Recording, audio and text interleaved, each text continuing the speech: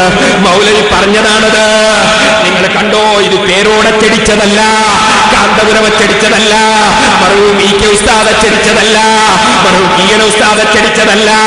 ഇത് നിങ്ങൾ സൗദി അറേബ്യയിൽ നിങ്ങൾ വീമ്പളക്കാറില്ലേ, നിങ്ങളെ ഭരണമാണെന്ന് പറയാറില്ലേ, ആ സൗദി അറേബ്യയിൽ അൽ മുസ്ലിമൂൻ പത്രം 1997 സെപ്റ്റംബർ 26 അൽ മുസ്ലിമൂൻ പത്രം, ആ അൽ മുസ്ലിമൂൻ പത്രത്തില് കണ്ടോ നിങ്ങൾ, റസൂലുള്ളാഹി സ്വല്ലല്ലാഹു അലൈഹി വസല്ലമ തങ്ങളുടെ റൗള ശരീഫിൽ ഖബർ കണ്ടോ.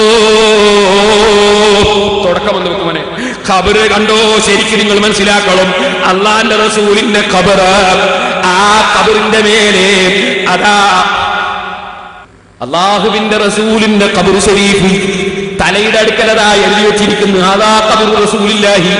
ഈ ഭാഗത്ത് കാണാൻ പത്രം നോക്കിയാൽ ശരിക്ക് കാണാം.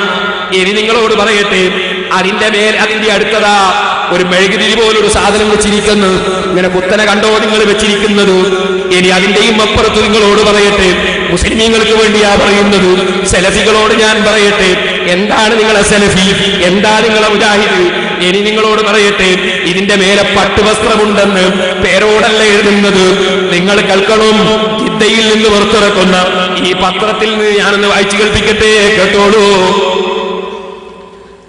وآخر أعلنوه عن شرف مشاركتهم في نسج كسوة الحجرة النبوية لكني جئت لأقف بنفسي على ذلك. ആരോ പറയുന്നത് കേട്ട് പറയാനല്ല ഞാൻ വന്നത്, കള്ളം പറയാനല്ല ഞാൻ വന്നത്, ഞാൻ എന്റെ കണ്ണുകൊണ്ട് നോക്കി പറയാനാണ് റൗദയിലേക്ക് വന്നത്. ഫവല്ലാഹി ما ملأت عيني قط من الحجرة الشريفة قبل اليوم. ഇതിനു മുമ്പ് റസൂലുള്ളാഹിന്റെ റൗള ശരീഫ് ഇതുപോലെ കാണാൻ എനിക്ക് അവസരം കിട്ടിയില്ല. വമാ അറഫ്തു ഖബല اليوم, ഇത് കാണുന്ന ദിവസമല്ലാതെ ഞാൻ അറിഞ്ഞില്ല. അൻ അംദി ഹാദിൽ കിസ്വത്തിൽ ഖദറായി, ഈ പച്ചപ്പട്ട്, ഈ പച്ച വസ്ത്രം റസൂലുള്ളാഹിന്റെ ഖബറിന്റെ മേലെയുള്ളത് മുമ്പ് ഞാൻ അറിഞ്ഞില്ല. അദ്ദേഹം പറയാണ്, റഅയ്തുൽ കിസ്വത, ഞാൻ ആ വസ്ത്രത്തെ കണ്ടു. തഹുഫു ഖബറൻ നബി സല്ലല്ലാഹു അലൈഹി വസല്ലം, റസൂലുള്ളാഹിന്റെ ഖബറിന്റെ മേലെ ഇട്ടിരിക്കുന്നു, പൊതിഞ്ഞിരിക്കുന്നു. വസാഹിബൈഹി, സിദ്ദീഖുൽ അക്ബറിന്റെ ഖബറിന്റെ മേലെയുമുണ്ട്. ഫീ ബൈത്തി അബൂ ഉമർ ബിൻ ഖത്താബിന്റെ ഖബറിന്റെ മേലെയുമുണ്ട്. ഫീ ബൈത്തി ഉമ്മുൽ മുഅ്മിനീൻ ആയിഷ, അത് ആയിഷ ബീവിയുടെ വീട്ടിന്റെ ഉള്ളിലാണ്. വശാഹത്തു, ഞാൻ അനുഭവിച്ച് കണ്ടു. തനാദീല മുഅല്ലഖതൻ ബിസഖഫിൽ ഹുജ്റത്തിൻ നബവിയ്യ, റസൂലുള്ളാഹിന്റെ ഖബറിന്റെ റൗള ശരീഫിന്റെ മച്ചിന്റെ മേലെ വിളക്കുകൾ കൊളുത്തിയിട്ടത് ഞാൻ കണ്ടു.